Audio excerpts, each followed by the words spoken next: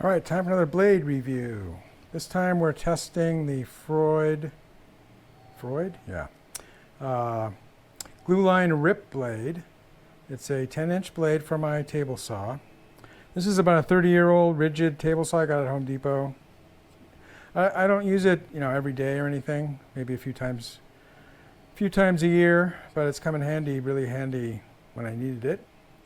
And I've got a new project now where I need to rip this 2x4 poplar. So poplar's not super hard. It's a hardwood, but it's got a fine grain to it that I like for my project. But it's not like cutting maple or anything like that. It's much softer than that. So I was using, this is the blade that came with the saw. I didn't use it very much because I did mostly cross cutting.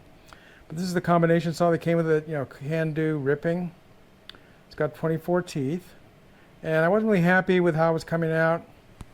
I do use this Forest blade stabilizer, whatever it's called, that goes underneath the washer and the nut. So that keeps the blade from vibrating more. But I need a really nice edge on this when I rip it, so I want to cut down on having to sand it and all those other things. I don't have a planer, so I can't plane it.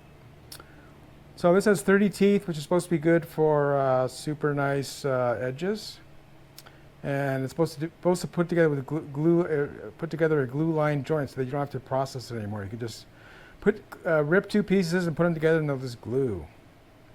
This only goes up to 1 inch, and this is 1.5 inch, but we're going to try it anyway. Hopefully it's okay. Not recommended for non-ferrous. Okay, we're not doing that. So again, this wood's pretty soft, so I think it should be all right. And so let's open this up. We can take a look at it. Now, so this is made in Italy, and it's a laser cut blade. So they cut it on they cut the little relief anti-vibration slots on a laser, and it's got carbide cutting blades. I'll put a link to this in the show notes.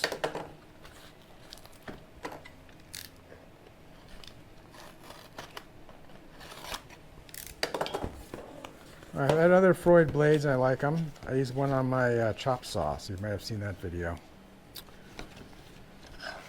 All right, so it's nicely well made. It's got this red coating on it, hopefully smoother processing.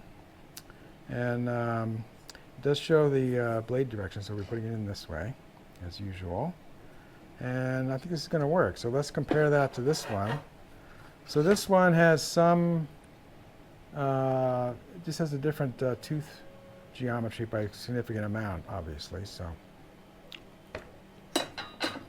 anyway, we'll put this in the machine, and first we'll put this one back in and try it. I'll show you that.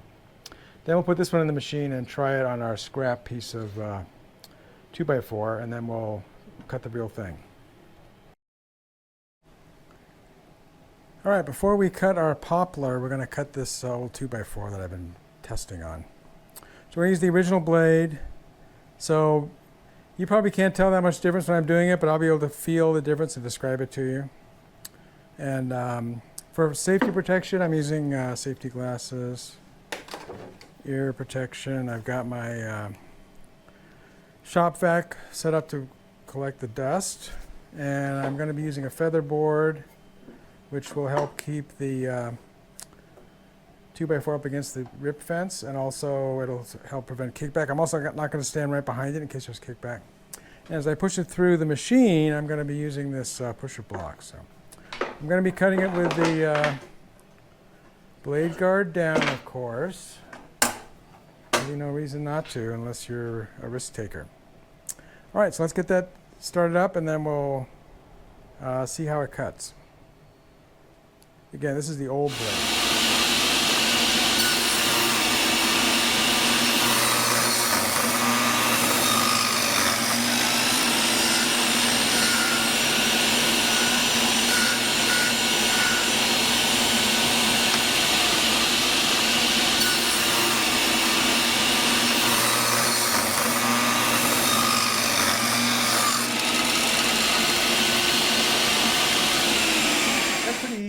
wasn't too bad.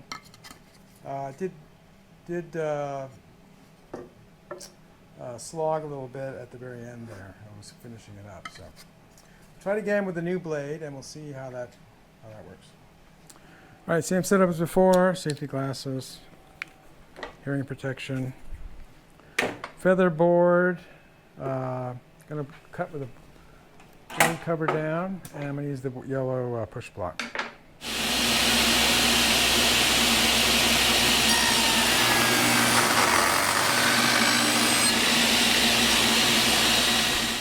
All right, I would say it's just about as hard to push through as before. I ran out of some sap here. That's no good. There shouldn't be any sap like this in the poplar. But the main difference is, see, I'm sure you probably can't see, but the edge of this is pretty rough. So I had to do a lot of sanding on this when I cut it, after I cut it. Whereas the edge on this one is super smooth. So that's really what we're paying for here. We're paying for a smooth surface that doesn't require a lot of sanding. All right, so now we'll cut the real thing. I'll cut our poplar, and we'll see how that cuts and how the edge lines up when it's done.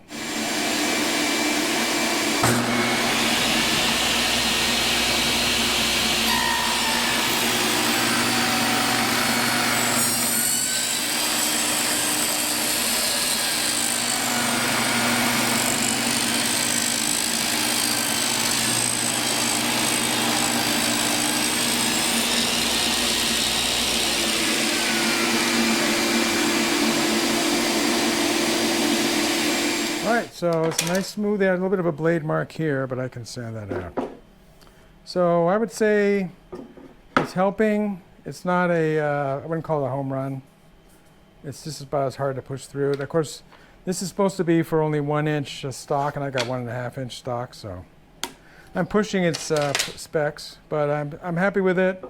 That other blade, like I say, was over 30 years old, and I've used it sporadically.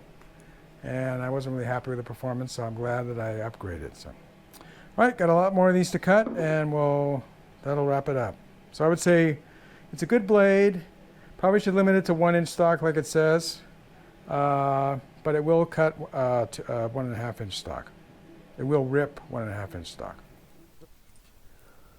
If you like this video, please give it a thumbs up.